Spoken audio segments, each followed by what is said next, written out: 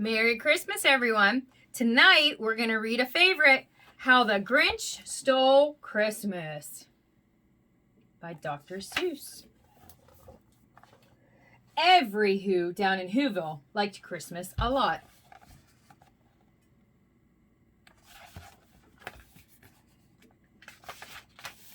But the Grinch, who lived just north of Whoville, did not.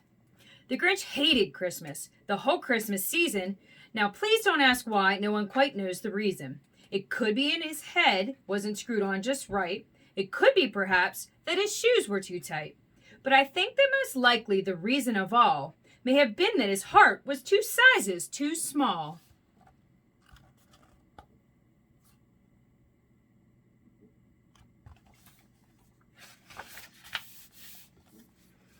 But for whatever the reason, his heart or his shoes, he stood there on Christmas Eve, hating the Whos, staring down from his cave with a sour, grinchy frown at the warm lighted windows below in their town.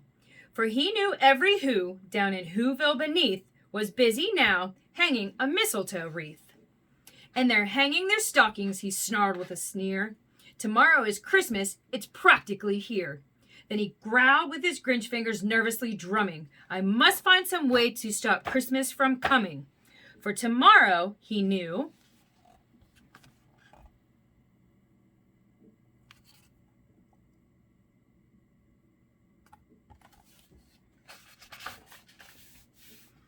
all the Who girls and boys would wake bright and early.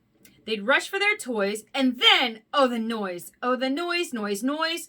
And that's one thing he hated, the noise, noise, noise, noise.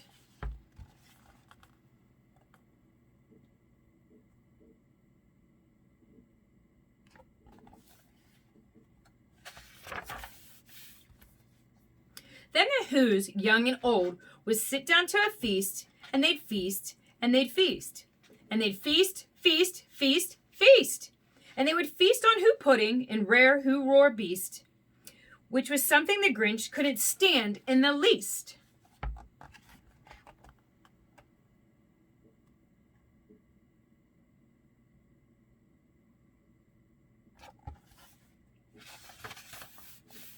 And then they do something he liked least of all.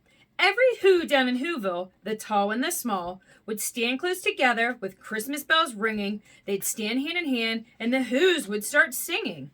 And they'd sing and they'd sing, and they'd sing, sing, sing, sing. And the more the Grinch thought of this Who Christmas sing, the more the Grinch thought, I must stop this whole thing. Why, for 53 years I've put up with this now. I must stop this Christmas from coming. But how?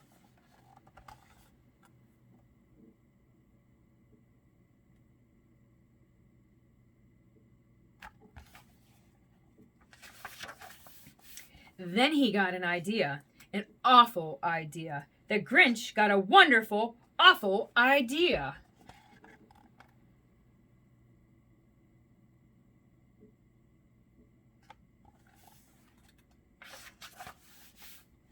I know just what to do, the Grinch laughed in his throat, and he made a quick Santa Claus hat and a coat, and he chuckled and clucked, what a great Grinchy trick, and with his coat and his hat, I look just like Saint Nick. All I need is a reindeer. The Grinch looked around, but since reindeer are scarce, there were none to be found. Did that stop the old Grinch? No, the Grinch simply said. If I can't find a reindeer, I'll make one instead. So he called his dog Max, then he took some red thread, and he tied a big horn on the top of his head.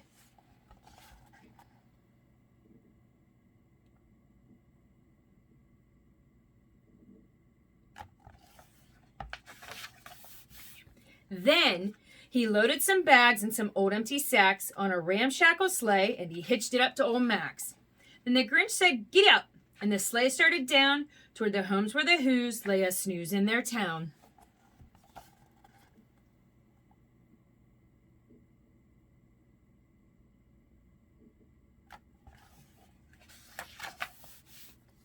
All their windows were dark, quiet snow filled the air. All the Whos were all dreaming sweet dreams without care. When he came to the first little house on the square, "This is stop number 1, the old Grinchy Claus hissed, as he climbed on the roof, empty bags in his fist.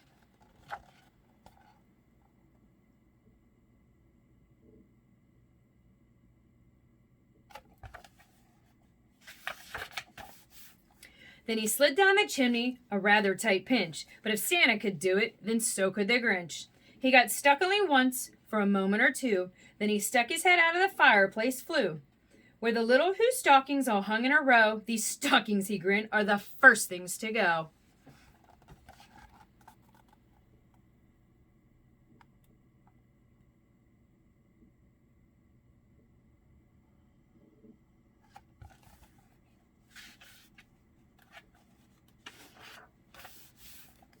And he slithered and slunk with a smile most unpleasant around the whole room, and he took every present. Pop guns and bicycles, roller skates, drums, checkerboards, tricycles, popcorns, and plums, and he stuffed them in bags. Then the Grinch very nimbly stuffed all the bags, one by one, up the chimbley.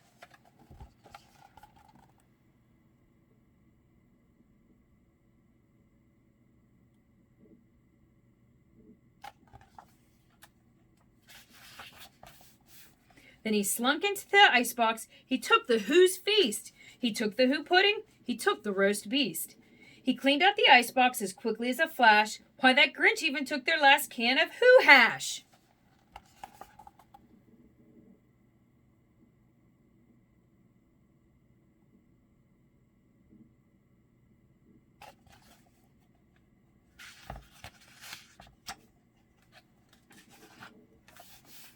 Then he stuffed all the food up the chimney with glee. And now, grinned the Grinch, I will stuff up the tree.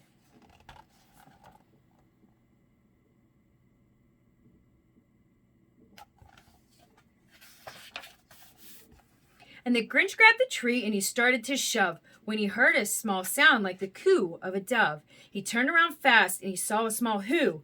Little Cindy Lou Who was not more than 2. The Grinch had been caught by this tiny Who daughter who'd got out of bed for a cup of cold water. She stared at the Grinch and said, Santa Claus, why? Why are you taking our Christmas tree? Why?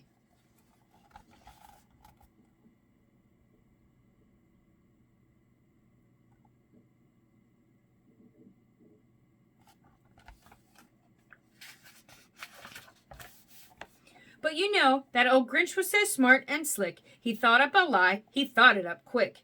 Why, my sweet little tot, the fake Santa Claus lied. There's a light on this tree that won't light on one side. So I'm taking it home to my workshop, my dear. I'll fix it up there, and then I'll bring it back here. And his fib fooled the child, then he patted her head, then he got a little drink, and he sent her to bed. And when Cindy Lou Who went to bed with her cup, he went up the chimney and stuffed the tree up.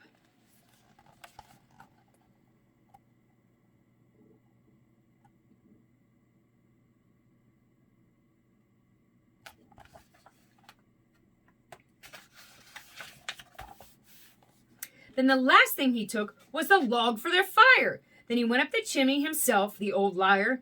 On their walls he left nothing but hooks and some wire. And one speck of food that he left in the house was a crumb that was even too small for a mouse.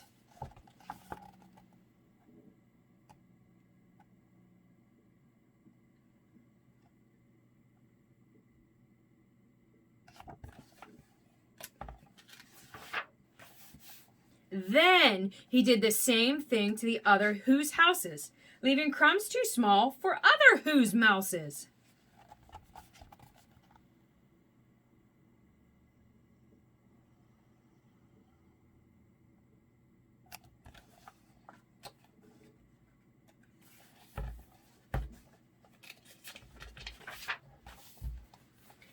It was 1:15, all the Who's still abed, all the Who's still a snooze. Then he packed up his sled, packed it up with their presents, the ribbons, the wrappings, the tags, the tinsel, the trimmings, the trappings.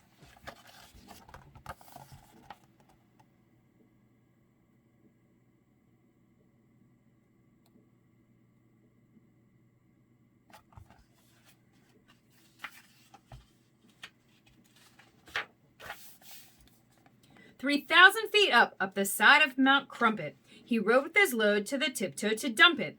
Pooh, pooh, said to the Who's, was the Grinchishly humming. We're finding out now that no Christmas is coming. They're just waking up, I know just what they'll do. Their mouths will hang open a minute or two, then the Who's down in Whoville will all cry boo-hoo.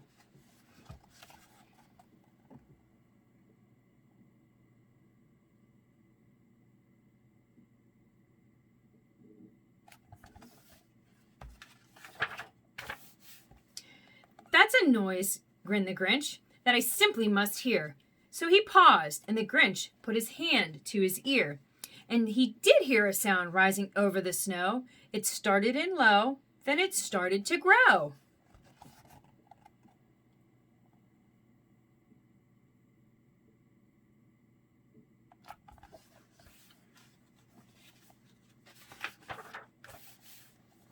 But this sound wasn't sad. Why, this sound sounded merry. It couldn't be so, but it was merry, very. He stared down at Whoville. The Grinch popped his eyes. Then he shook. What he saw was a shocking surprise.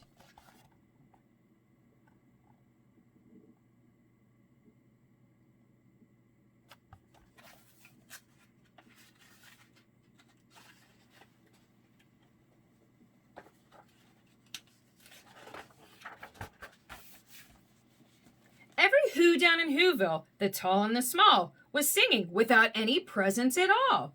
He hadn't stopped Christmas from coming. It came. Somehow or another, it came just the same.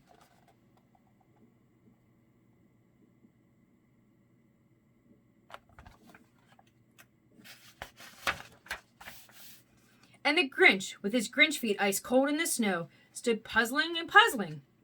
How could this be so? It came without ribbons, it came without tags, it came without packages, boxes, or bags. And then he puzzled 3 hours, till his puzzler was sore. Then the Grinch thought of something he hadn't thought before. Maybe Christmas, he thought, doesn't come from a store. Christmas, perhaps, means a little bit more.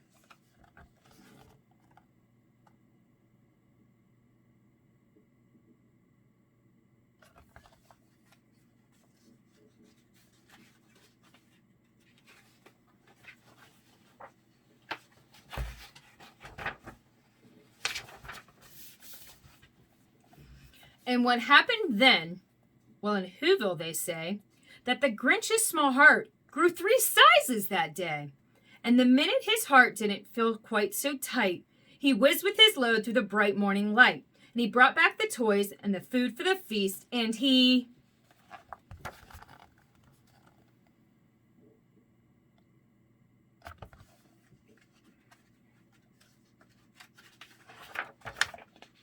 He himself, the Grinch, carved the roast beast.